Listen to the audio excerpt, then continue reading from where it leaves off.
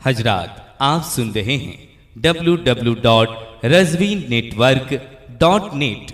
यह पेशकश है जनाब अलहाज शेख सज्जाद हुसैन रजवी की नात व तकरीर अपने मोबाइल में डाउनलोड करने के वास्ते प्ले स्टोर से रजवी नेटवर्क का ऐप्स इंस्टॉल करें, बिल्कुल मुफ्त। मुझे एक अनाउंसर की हैसियत से मत देखें, मैं आपकी कौम का एक शहजादा हूं। मेरे जुमले आप एक्सेप्ट कर लें और निस्बत का लिहाज करें। जरा सा ये सोच ले आप कि मुरादपुर में आए हैं वो कौन है। मैं दो शेर के जरिए बता सकता हूं कि कौन है। कि अली के बाग का शादाब फूल देख लिया, निगाहे चश्म हुई है कबूल देख लिया। अब इससे बढ़ के मेरी खुशनसीबी क्या होगी कि मैंने चेहरे आले रसूल देख लिया, मैंने चेहरे आले रसूल देख लिया। मोहब्बत का तकाजा तो ये था कि तमाम लोग इज्तिमाइयत का मुजाहिरा करते, इकट्ठा हो जाते, इत्तिहाद और इत्तेफाक के साथ यहाँ पर आते और औलादे रसूल की जियारत होती। सलातो सलाम के बाद उनसे मुसाफहा का भी शरफ हासिल होता आपको। लेकिन चूंकि इतनी आसानी के साथ आप आएंगे नहीं, मैं भी बड़ी मुश्किलों के बाद आपको आगे आने की दावत नहीं दूंगा। मैं ये नहीं कहता कि पहाड़ों से चट्टान के टुकड़े उठा के लाने हैं, मैं तो आले रसूल के कदमों में आने के लिए आपको दावत देता हूं। अगर आप आते हैं तो आपकी मोहब्बत, वरना मैं वो अनाउंसर नहीं कि टार्चर करूं आपको। आप तो मुसलमानाने अहले सुन्नत हैं और अपने दिल को पत्थर नहीं इश्क़ रिसालत की तस्वीर बनाकर ऐसा नर्म किए हुए हैं कि यकीनन आपके दिल पर गुंबदे खजरा की तस्वीर बनी होगी। चले आए लोग, बहुत बहुत शुक्रिया। नारा लगाता हूं, पहला नारा जैसा था आखिरी नारा मेरी तरफ से वैसा हो जाए। जो सो रहे हैं उन्हें जगाइए, आले रसूल आए हैं। आपने क्या समझा है, रसूल के खानदान वाले आए हैं। लोग हैसियत तो समझे, अपनी हैसियत, और आने वाले मेहमान का मकाम तो समझे। लोग समझते हैं कि अनाउंसर का काम है चिल्लाते रहना। मैं चिल्लाता नहीं, मैं मोहब्बत से कहता हूं, कांटे को हिकारत की नजरों से न देख, अरे ये भी तो किसी फूल के दामन में पला है, ये भी तो किसी फूल के दामन में पला है। तो निस्बत का एहतराम कीजिए। इनका रिश्ता, इनका हसब नसब रसूल गिरामी अली वकार सल्लल्लाहु अलैहि वसल्लम की जात से मिलता है। 12 बजने के बाद, 1 बजने के बाद माहौल तो ऐसा हो ही जाता है, मगर हम अपने माहौल को कंट्रोल में रखने की कोशिश करें। इसलिए कि ये दयारे मदीना कॉन्फ्रेंस है, इस इलाके की बहुत मशहूर कॉन्फ्रेंस है।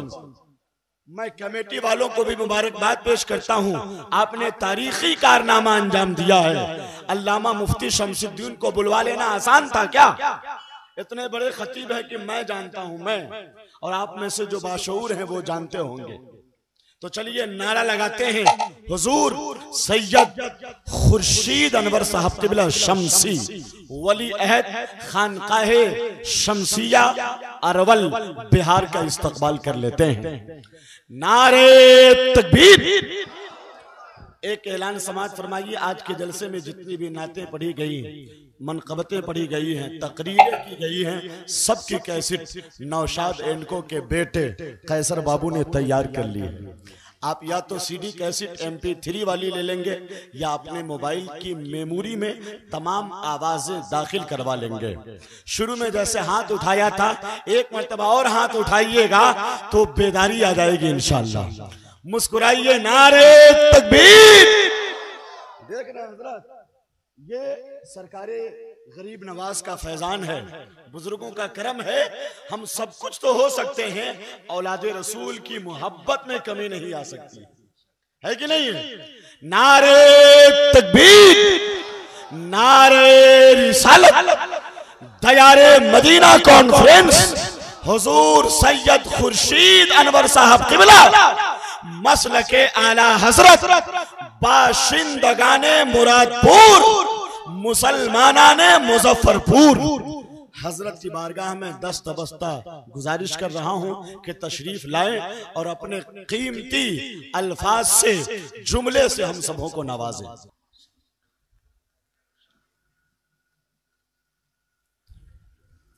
अस्सलामु अलैकुम वरहमतुल्लाहि वबरकातुह। अल्हम्दुलिल्लाह नहमदुहु व नुसल्ली व नुसल्लिमु अला रसूलिहिल करीम। अम्मा बाद फ़अऊज़ु बिल्लाहि मिनश शैतानिर रजीम। बिस्मिल्लाहिर रहमानिर रहीम।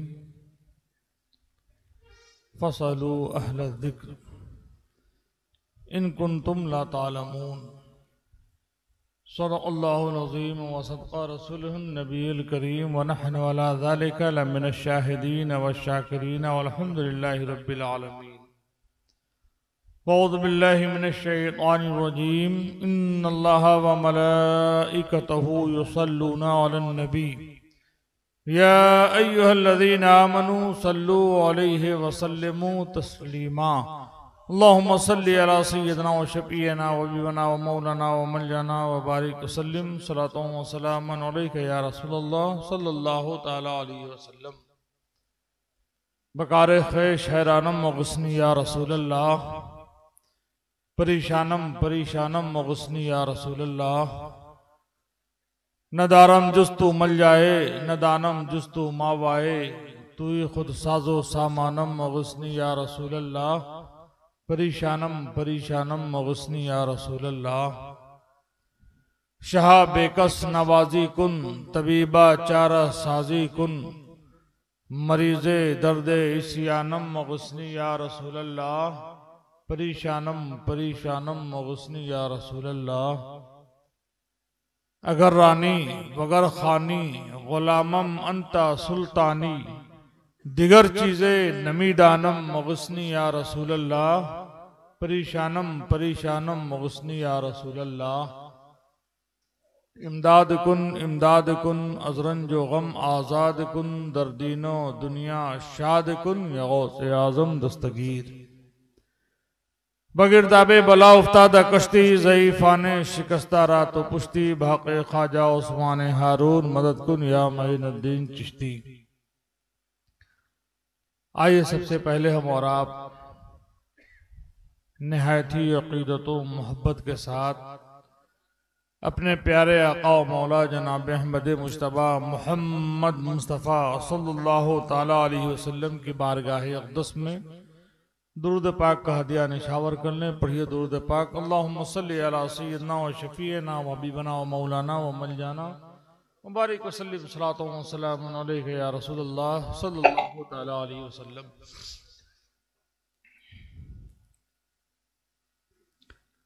आगाज से लेकर अब तक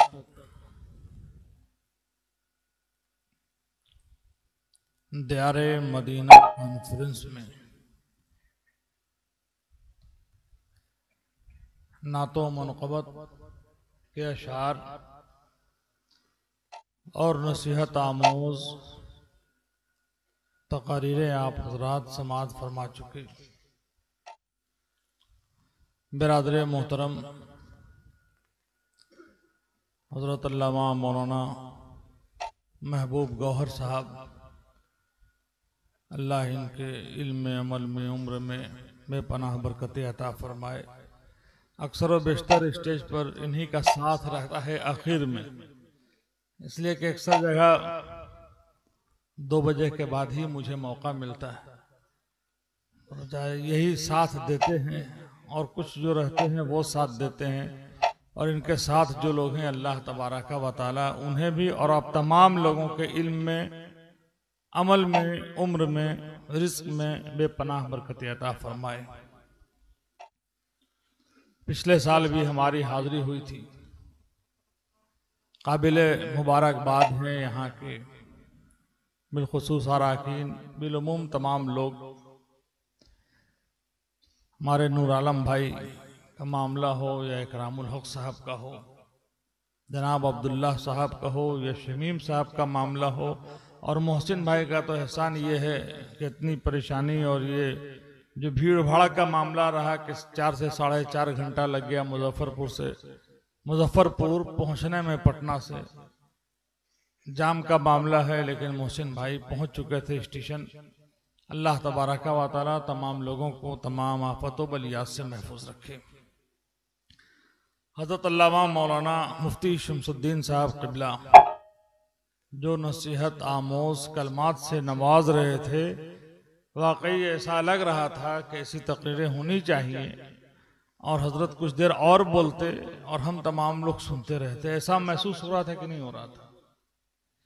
जलसे तो बहुत होते हैं, तकरीरें भी बहुत होती हैं, लेकिन कभी ऐसा होता है कि तकरीर का असर जलसे तक रहता है, जब लोग सोकर उठते हैं तो असर खत्म हो जाता है।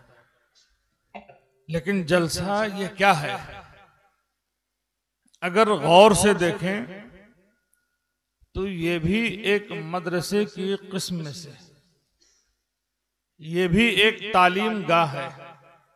आप यहाँ आए कुछ सीखने के लिए आए, और जो उलमाए कराम हैं, नुक़बाए इज़ाम हैं, ये सिखाने के लिए आए। तो ये भी एक मदरसा है। मदरसा सिर्फ उसे नहीं कहते हैं कि आप मदरसे में जाकर नाम लिखवाइए, कुर्ता पैजामा पहनिए, टोपी पहनिए, फिर जाइए मौलाना साहब या हाफिज साहब के पास बैठिए, पढ़िए, तभी इल्म दीन सीखना हुआ। मैंने जिस आयत करीमा को मौजूद सुखन बनाया, अल्लाह तबारक व तआला का फरमान है, फसअलू अहल ज़िक्र, सवाल कर लो, पूछ लो जानकार से। फसअलू अहल ज़िक्र इन कुंतुम ला तालमून, अगर तुम नहीं जानते हो। तो जो मसला अगर कोई नहीं जान रहा है, हम नहीं जान रहे हैं, आप जान रहे हैं, हम आपसे पूछ रहे हैं, तो ये भी इल्म दीन सीखना हुआ। खुद परवरदिगार आलम का फरमान है, पूछ लो जानकार से जो नहीं जानते हो। ये क्यों हुक्म है कि पूछ लो जानकार से जो तुम नहीं जानते हो? आज हमारा मामला ये है कि पहले हम काम कर लेते हैं, उसके बाद पूछते हैं कि हजरत जो किया ये जायज था या नाजायज था। बहरहाल पूछना, और इससे, इस आयत से फ़क़हाए कराम, मुफ़स्सिरीन कराम फरमाते हैं कि तक़लीद, जो हम इमाम को मानते हैं, अपने इमाम आज़म अबू हनीफ़ा का मामला हो या किसी भी इमाम की जो हम तक़लीद करते हैं, इस आयत से ये तक़लीद साबित है। दूसरी बात यह है कि आज इस पुरआशोब माहौल में जो हमारे भाई बाहर जा रहे हैं मुलाजमत की गर्ज से, जब वहां आते हैं तो उनके नमाज पढ़ने का भी अंदाज बदल जाता है और एक ही राग गुलाबते हैं कि तकलीद क्या है, हमें इमाम की जरूरत नहीं है। नहीं, इमाम की जरूरत तो आपको है। ये अलग बात है कि आप वहां जाकर के उनके गुण गाने लगे, जरूरत तो उन्हें भी है। बगैर इमाम के हम एक कदम नहीं चल सकते। भाई नमाज कैसे पढ़ेंगे? कुरान और हदीस में तो है, लेकिन पढ़ने का जो अंदाज है, वाजिब क्या है, फराइज क्या है, या किसी भी मसले के ताल्लुक से हम कुरान और हदीस से इतना इल्म नहीं है कि मसले को निकाल लें जब तक के किसी इमाम के दामन से वाबिस्ता ना हो जाए। आज लोग कहते हैं कि मुहद्दिसीन किराम का मामला है। हाँ, मुहद्दिस हमारे सर के ताज, जितने मुहद्दिसीन किराम हैं उनका एहसान है। अगर वो ना होते तो ये बुखारी शरीफ, ये मुस्लिम शरीफ, ये तिरमिजी शरीफ, अहादीस की कोई किताब हमारे हाथ ना आती। तो ये मुहद्दिसीन किराम का हमारे ऊपर एहसान है। और मुहद्दिसीन किराम का जो इल्म है, उनके पाँव के जूते के गर्द के बराबर भी हमारी औकात नहीं, हमारा इल्म नहीं। लेकिन मुहद्दिस और एक होता है फकीह। मुहद्दिस और फकीह दोनों में बहुत फर्क होता है। जो मुहद्दिस कहते हैं प्यारे आका सल्लल्लाहु ताला अलैहि वसल्लम के अक़वाल को, अफ़ाल को जमा कर लेना, याद कर लेना, वो मुहद्दिस हैं। जो हदीस को याद कर लिए, जो हदीस को जमा कर दिए, वो मुहद्दिस। और फकीह कहते हैं जो कुरान और हदीस से मसले को निकाल ले, उसे फकीह कहते हैं। और फकीह का मकाम मुहद्दिस से बुलंद होता है।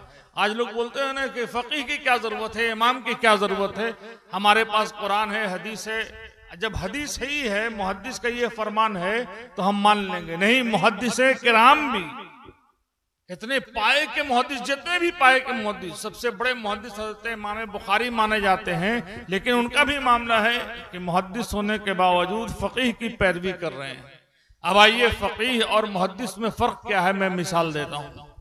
आप बहुत आसानी के साथ समझ जाएंगे। आज लोग बोलते हैं ना कि फकीह की जरूरत क्या है, इमाम की जरूरत क्या है। फकीह जो कुरान और हदीस से मसले को निकाल ले, जिसके अंदर इतनी सलाहियत हो, मुहद्दिस जो हदीस को जमा कर ले। अब आइए देखें कि फकीह का मामला क्या होता है, फकीह की निगाह कहां होती है। अल्लाह का शुक्र है कि हम फकीह के मानने वाले हैं, इमाम के मानने वाले हैं।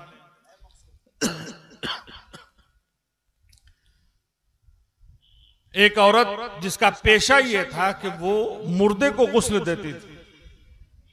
औरत अगर कोई इंतकाल कर गए तो लोग बुला लेते थे, गुस्ल देती थी, या बच्चे का इंतकाल हो जाए तो गुस्ल देती थी। ये अल्लाह का करम है कि अपने इलाके का मामला ये है कि पास पड़ोस के लोग, रिश्तेदार लोग, हम लोग आपस में मिल करके एक दूसरे को नहला देते हैं।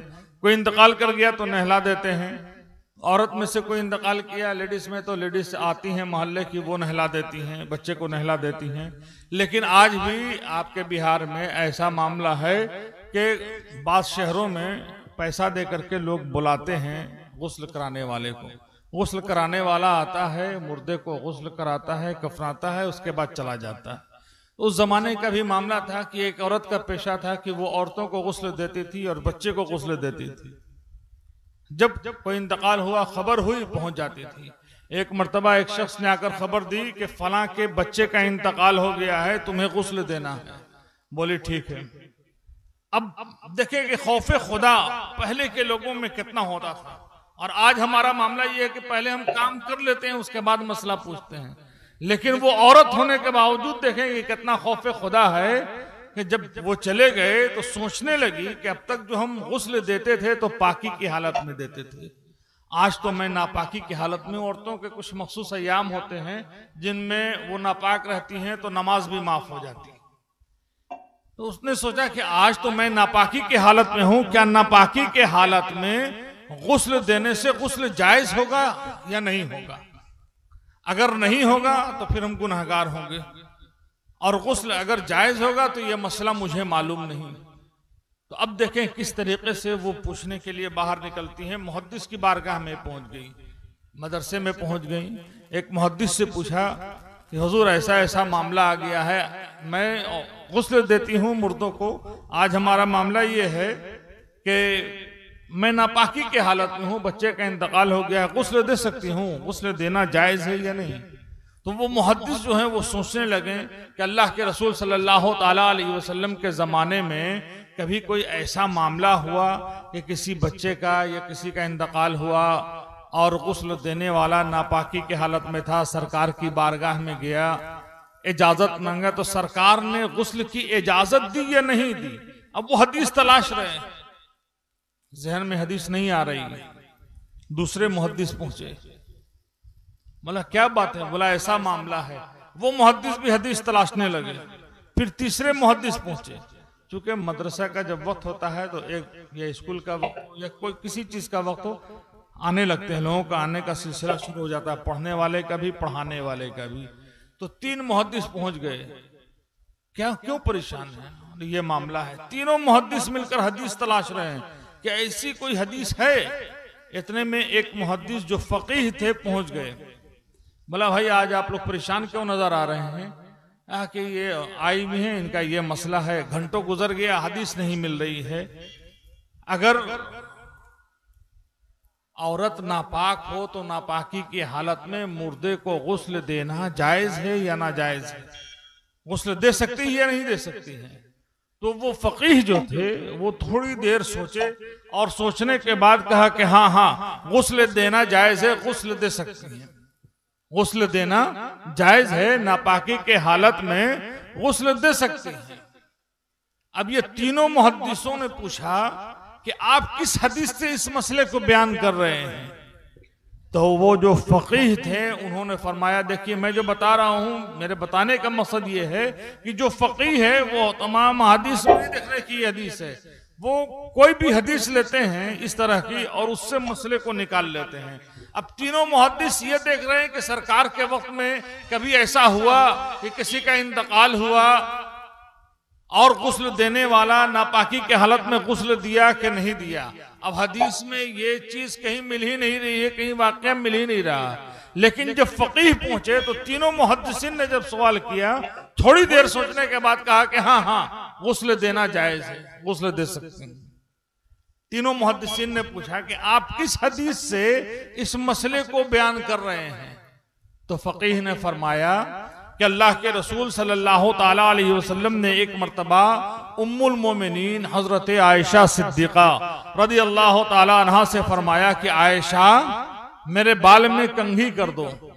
तो हजरत आयशा सिद्दीका ने फरमाया या रसूल अल्लाह सल्लल्लाहु ताला अलैहि वसल्लम मैं तो नापाकी से हूं, यानी मैं नापाकी की हालत में हूं। तो अल्लाह के रसूल सल्लल्लाहु ताला अलैहि वसल्लम ने फरमाया कि आयशा क्या नापाकी तुम्हारे हाथों में लगी हुई है?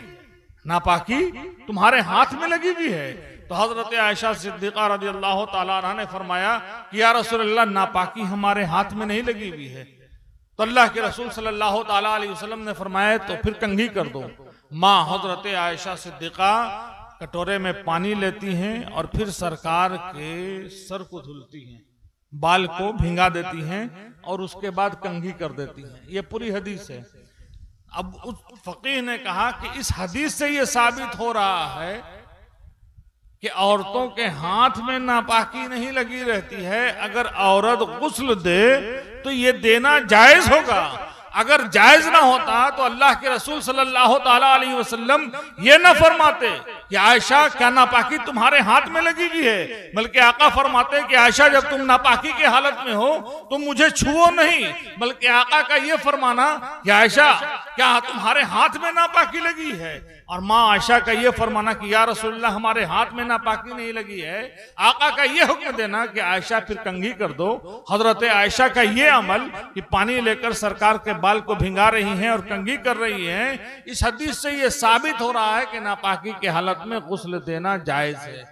तो बैक वक्त तमाम मुहद्दिसीन ने फरमाया कि हाँ हाँ बिल्कुल सही है, ये मसला बिल्कुल सही है। उसके बाद उस औरत से कहा कि हाँ आप मुर्दे को गुस्ल दे सकती हैं, जायज है।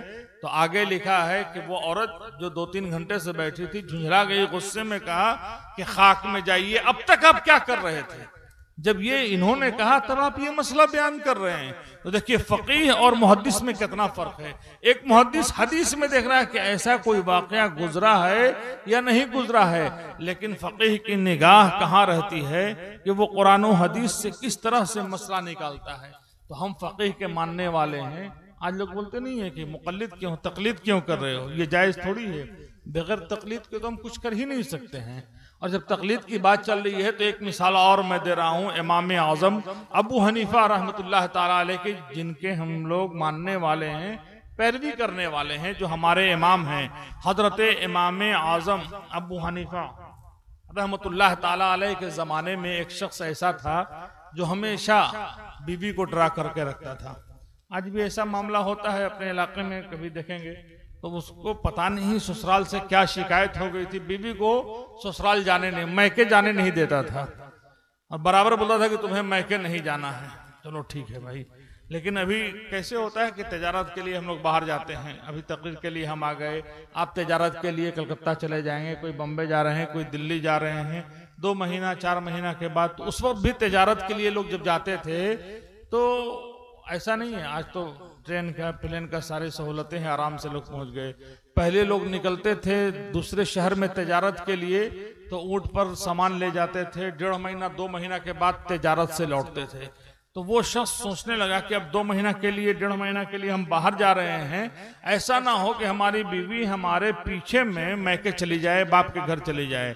तो कहा कि देखो हम फला दिन जा रहे हैं, ऐसा ना हो कि हमारे पीछे तुम मैके चली जाना। तो कहा कि नहीं जाएंगे। शैतान ने बहकाया, जब जाने लगा घर से बाहर निकला तो फिर आया और कहा कि सुनो तुम्हें बाप के घर नहीं जाना है। बीवी ने कहा कि अरे भाई कह तो दिया कि नहीं जाएंगे। सोचा कि अगर चली गई तो हम क्या करेंगे, कुछ ऐसा काम करते हैं कि डर से ना जाए। तो उसने क्या कहा, हजरत ने फरमाया ना कि उन्होंने कह दिया था कि फजर की अजान से पहले तक कि रात में बात न किए तो तलाक होगी। वहां भी मामला वैसे ही आया, वो तेज बना, शैतान ने बहकाया तो कह दिया कि देखो अगर हमारे पीछे अपने बाप के घर गई तो तुम्हें तलाक। वो कहा और कह करके चला गया। जाहिर सी बात है कि भाई जब जाएगा तो आदमी तो डरेगा ना कि तलाक हो जाएगी। बंदिश में हो गई वो औरत।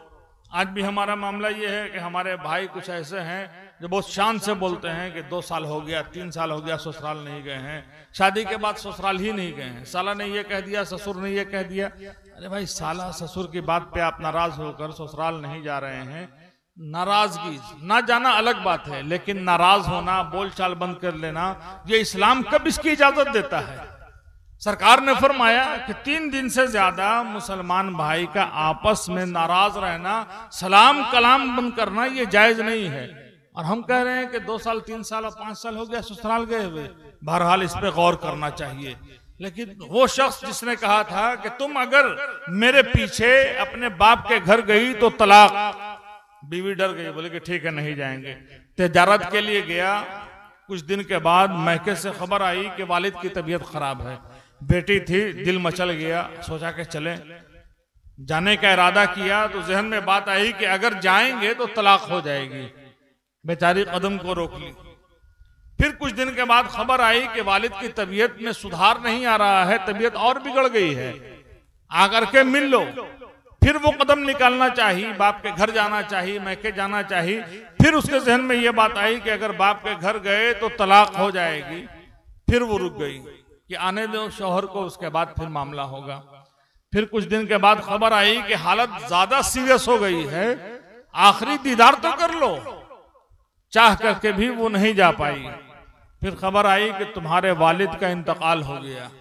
अब सब्र का पैमाना लबरेज हो चुका था। वो रोते धोते हुए ये सोची कि अब जो होना होगा होगा, तलाक हो तो हो, कम से कम बाप के मुर्दे चेहरे की ज़ियारत तो कर लें, आखिरी दीदार तो कर लें। वो रोते हुए अपने बाप के घर पहुंच गई। देख लिया, बाप के चेहरे को देख लिया। लोगों ने नहलाया धुलाया, कफनाया, कब्रिस्तान में दफन किया। और दफन करने के बाद जब घर आए तो भाइयों ने कहा कि अरे, जब तुम्हारे शौहर ने कह दिया था कि तलाक होगी तो अब तो तलाक हो गई, तुम्हें यहाँ आना नहीं चाहिए था। मैं कहा अरे हम क्या बताएं, जब खबर सुनी तो फिर हमारे दिल ने नहीं माना। लाख रोकी, लेकिन कुछ होशो हवास नहीं रहा, अक्ल काम नहीं की कि क्या करे, हम तो चले आए। तो कुछ लोगों ने कहा कि अगर आ नहीं था तो उसकी शर्त ये थी कि तुम बाप के घर गई तो तलाक, तो तुम्हें घर नहीं आना चाहिए था, तुम घर के बाहर रहती। जब जनाजा जाने लगता तो तुमको गली में दिखा दिया जाता। बोले कि उस वक्त जहन हमारा काम ना किया। तो लोगों ने कहा कि अब तो तलाक हो गई। हाँ, अब तो तलाक हो गई, अब करना क्या है। बहरहाल फिर भी वो अपने घर आ गई, शौहर के घर आ गई। कुछ दिन के बाद जब शौहर लौटा तो मोहल्ले वालों ने कहा कि अरे तुमने क्या किया, गजब कर दिया, अब तो तुम्हारा घर खत्म हो गया। उसने कहा क्या हुआ?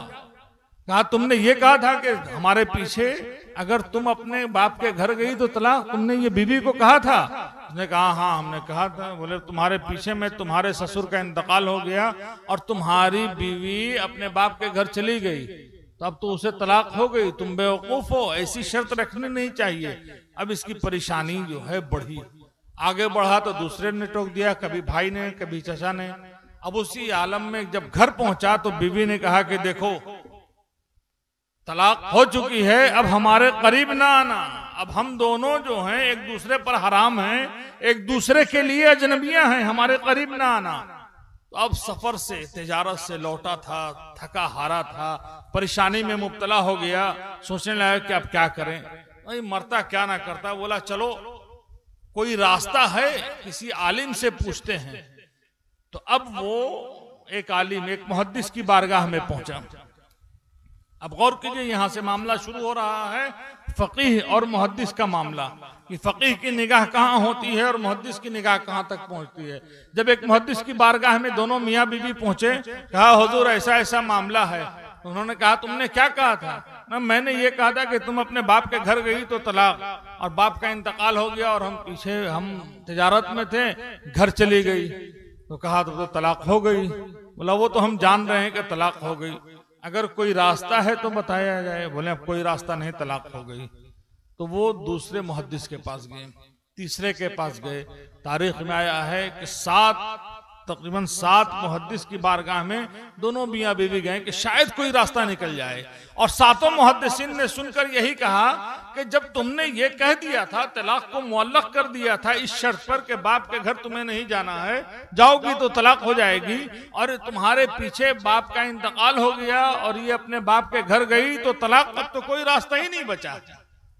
देखिए होता क्या है कि आदमी जब बीमार पड़ता है तो दिखा लिया, ठीक नहीं हुआ दूसरे डॉक्टर को दिखाया, नहीं ठीक हुआ तो मुजफ्फरपुर गए, नहीं वहां ठीक हुआ तो आदमी पटना ले जाता है, कलकत्ता, दिल्ली, चाहता है कि जितना जल्द मर्ज हो ठीक हो जाए, कोई तो ऐसा मिले जो ठीक कर दे।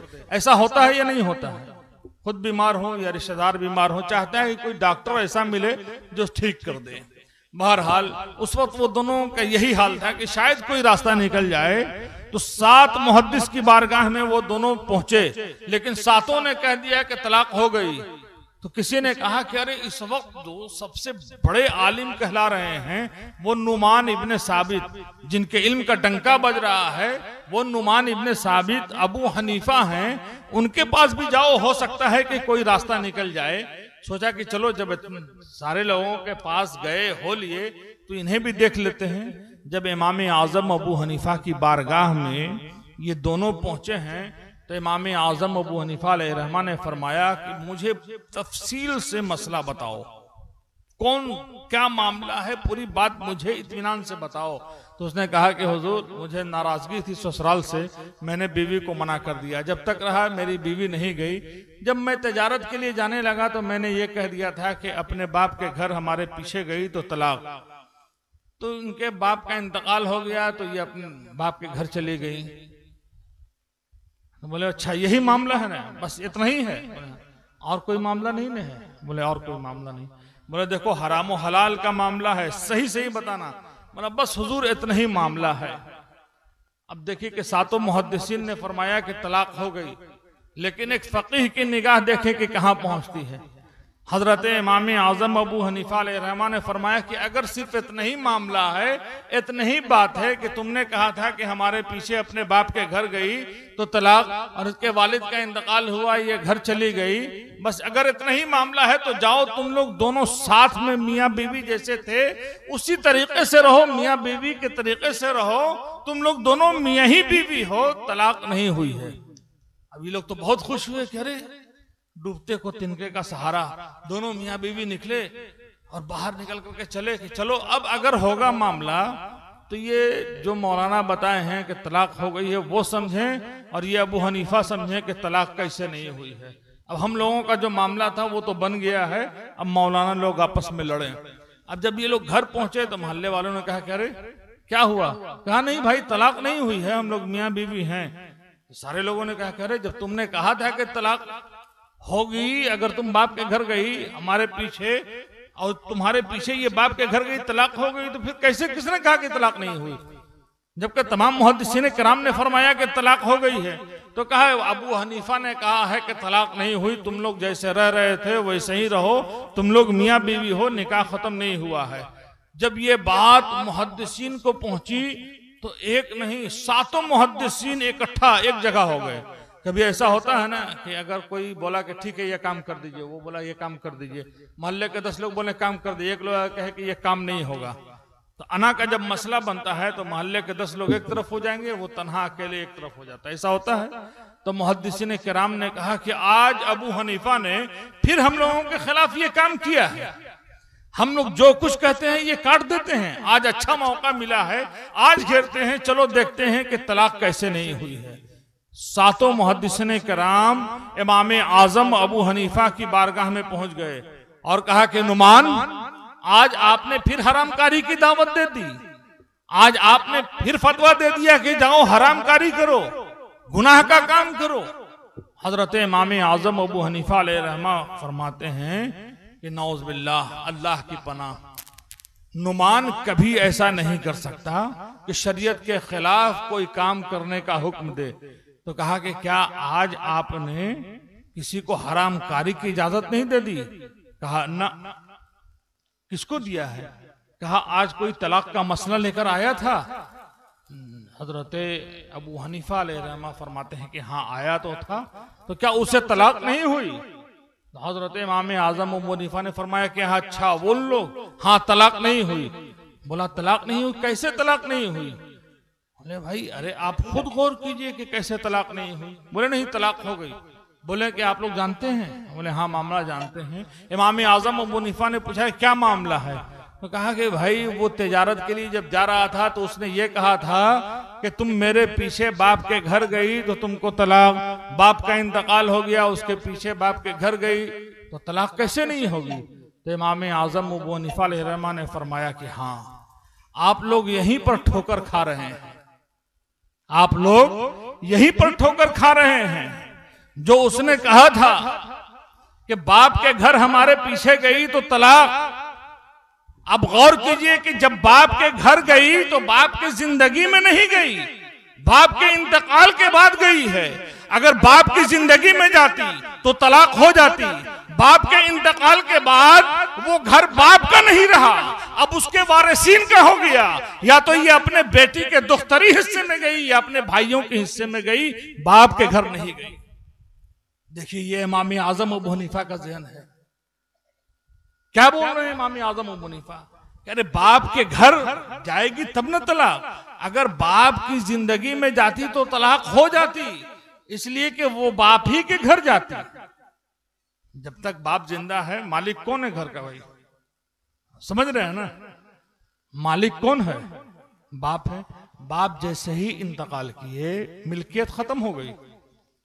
अब अगर कोई आए भाई ये यहाँ बिजली का बिल बाकी है, जनाजा रखा हुआ बाप का, इस घर का मालिक कौन है?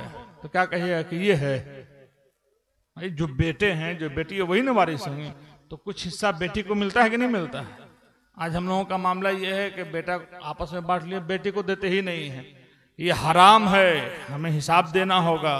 कुरान में है बेटा बेटी दोनों का हिस्सा है। तो इमाम आजम अबू हनीफा ने क्या फरमाया कि जब तक बाप जिंदा था बाप का घर था और बाप की जिंदगी में इसकी बीवी नहीं गई, अगर गई होती तो तलाक हो जाती, लेकिन इंतकाल की जब खबर मिली तब ये गई, और जब गई तो वो बाप की मिल्कियत नहीं थी, या तो ये अपने हिस्से में गई या अपने बहनों के हिस्से में गई या अपने भाइयों के हिस्से में गई। तो तमाम मुहद्दिसीन बैक वक्त कहे उठे कि नुमान अल्लाह तबारका व ताला आपको सलामत रखे, आप हम लोगों को गुनहगार होने से बचा लिया। इसलिए कि तलाक तो हकीकत में हुई नहीं, और हम लोगों ने कह दिया कि तलाक हो गई। अगर इद्दत के बाद वो दूसरी शादी करती तो जब तक तलाक नहीं हुई दूसरी शादी जायज ही नहीं होती, और वो जो औलाद होती वो वलदुज़्ज़ना होती तो हरामकारी होती रहती, और उसका गुनाह जहां उसको मिलता हम तमाम लोगों को मिलता। अल्लाह आप पर रहम करे कि आपने हम लोगों को गुनहगार होने से बचा लिया। तो ये है इमाम आजम अबू हनीफा का मामला, और ये है एक फ़क़ीह का मामला। तो मुहद्दिस और फ़क़ीह में बहुत फ़र्क होता है। अल्लाह तबारका व ताला का करम है कि हमें मुक़ल्लिद बनाया है, कि हम इमाम आजम अबू हनीफा के मानने वाले हैं। तो जब मानने वाले हैं तो हमें चाहिए कि हम वो काम न करें जिसकी इजाज़त शरीयत नहीं दे रही है। अब एक मसला सुने, उसके बाद मैं तक़रीर ख़त्म करता हूँ, क्योंकि 3:15 हो गया है। अगर आप लोग सुनना चाह रहे हैं तो बोलिए, सुनेंगे जी? फसअलू अहल ज़िक्र, 4 बजे है। फसअलू अहल ज़िक्र इन कुंतुम ला तालमून, सवाल कर लो, पूछ लो जानकार से अगर तुम नहीं जानते हो।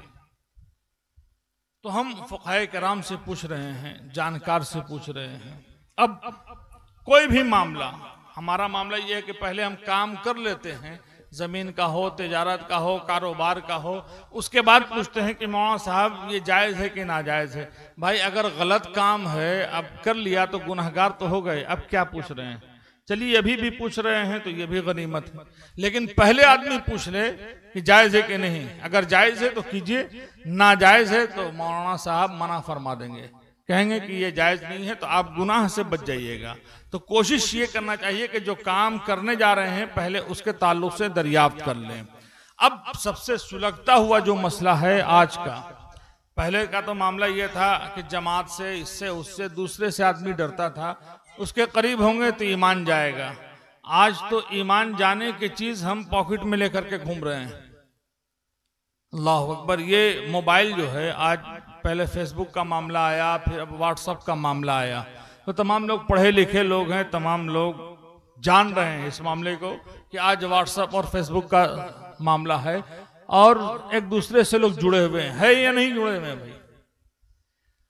लेकिन अब आप यकीन जानिए कि कभी कभी व्हाट्सएप पे ऐसा भी मैसेज आता है जो भेजने वाले का तो ईमान ले ही जा रहा है, जिसके पास आ रहा है अगर देखकर वो भी खुश हो रहा है और आगे को भेज रहा है तो इसका भी ईमान गया, और जिसको भेज रहा है अगर वो आगे भेज रहा है तो उसका भी ईमान जाने वाला।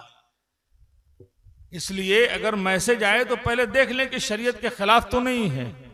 अगर गैर मुस्लिम जुड़े हुए हैं दोस्त अहबाब में व्हाट्सएप पे तो ईमान तो यकीनी है खतरे में है। और मुसलमानों का ही मामला ये है कि हमारे पास इतना इल्म नहीं कि हम जायज और नाजायज में फर्क करें, इसलिए उससे भी बचना चाहिए। एक तो यहूदों की साजिश भी है, ये लंबी लंबी हदीस आएगी, उर्दू में तर्जमा आएगा, बुखारी शरीफ जिल्द इतना, सफ़ा इतना। अब आपके अंदर सलाहियत ही नहीं है कि जाके बुखारी शरीफ को देखें कि क्या है, सही है कि गलत है, उसी को हदीस समझ रहे हैं। किसी आलिम से मिल लीजिए। दूसरी बात यह है कि ऐसा ऐसा मैसेज आता है। एक मैसेज ये आया कि अल्लाह तबारका व तआला का मामला यह है कि इंसान जो है खूब गुनाह करता है। जाहिर सी बात है कि हम इंसान गुनाह करते हैं। इंसान गुनाह करने के बाद, इंसान रोज गुनाह करने के बाद भूल जाता है, खता करने के बाद इंसान भूल जाता है, और रोज अल्लाह तबारका व तआला उसके गुनाहों को, उसके खताओं को माफ करके भूल जाता है। अब उसके बाद जो है वो देखा तो बड़ा अच्छा मैसेज लगा, दूसरे पास भेज दिया, तीसरे पास भेज दिया, चौथे के पास भेज दिया। अरे नादान, सोचना चाहिए कि जो तुम भेज रहे हो या जो तुम्हारे पास आ रहा है, तुम एक्सेप्ट करके देख रहे हो, खुश हो रहे हो कि वाह बहुत अच्छा मैसेज आया, तो समझ जाओ कि ये तो तुम्हारा ईमान जाने वाला है, ईमान लेने वाला मैसेज आया है। इसलिए कि जो तुम गौर कर रहे हो कि अल्लाह तबारका व तआला के ताल्लुक से सोच रहे हो कि हम गुनाह करके भूल जा रहे हैं, मेरा परवरदिगार आलम गुनाहों को माफ करके भूल जा रहा है। गौर कीजिए कि इंसान, हम तो निस्यान की बीमारी हमें है ही है, भूल चूक की आदत तो हमारे अंदर ही है, और ये जो भूलना है ये ऐब है, भूलना ये ऐब है। तो हम गुनाह करके भूल जा रहे हैं, इंसान भूल जा रहा है। लेकिन ये कहना कि अल्लाह तबारका व तआला इंसानों के गुनाहों को माफ करके भूल जा रहा है, बहुत अच्छा लगा। लेकिन ये गौर न किया कि भूलने का मामला जहां इंसान के तरफ है, वहीं अल्लाह तबारका व तआला की तरफ भी, कि अल्लाह ताला माफ करके भूल जाता है।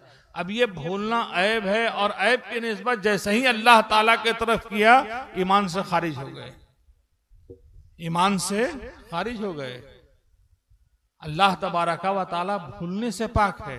और हम ये मैसेज अपने भाई को कर दिया कि देखो हम गुनाह करके भूल रहे हैं, अल्लाह ताला माफ करके भूल गया। ये भूलने का जहां निकाला, अरे भाई ये क्या है, व्हाट्सएप पे अगर हम भेज रहे हैं, पहले खत लिखते थे तो ये तहरीर है, तो ये भी तो तहरीर है।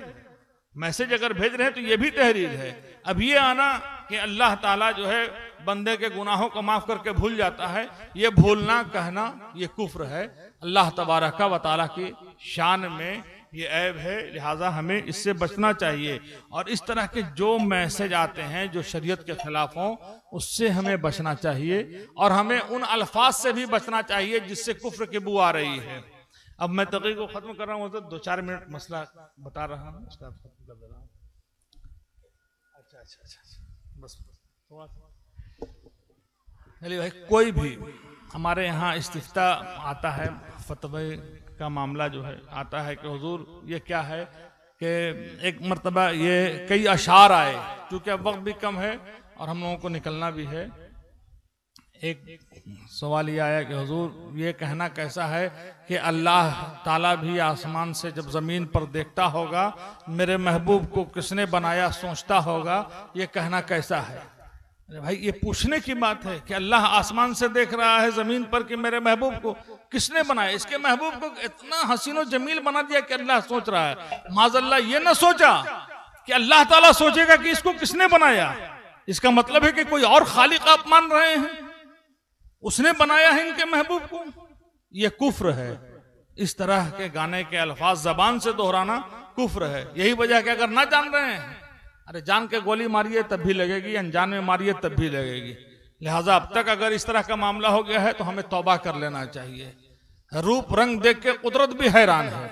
अल्लाह अकबर, कुदरत क्यों हैरान है भाई, ये कुदरत से बाहर की चीज है रंग रूप। क्या क्या बहाने आते हैं कि अल्लाह भी ना जाने तो हम कैसे जाने, यानी अल्लाह भी ना जान रहे हैं कि औरतों को क्या क्या बहाने आते हैं तो हम कैसे जानेंगे। मेरे महबूब को इतने बहाने आते हैं कि अल्लाह भी ना जान रहा है तो इंसान कैसे जानेगा। माज अल्लाह के इल्म का इनकार हो रहा है। तो इस तरह के गाने जो आ रहे हैं, हमारे नौजवान जो दोहरा रहे हैं या बजा रहे हैं या सुना रहे हैं, इससे बचना चाहिए।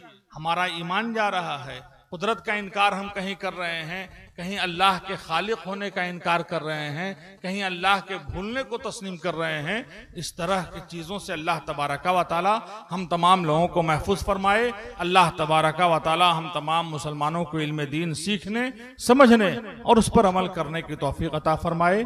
आमीन आमीन। व आखिर दावाना अल्हम्दुलिल्लाहि रब्बिल आलमीन। अस्तगफिरुल्लाह रब्बी मिन कुल्लि ज़ंबिन व अतूबु अलैह। तकरीर की कैसेट के लिए तशरीफ लाएं नौशाद एंड को, अखाड़ा घाट, मुजफ्फरपुर।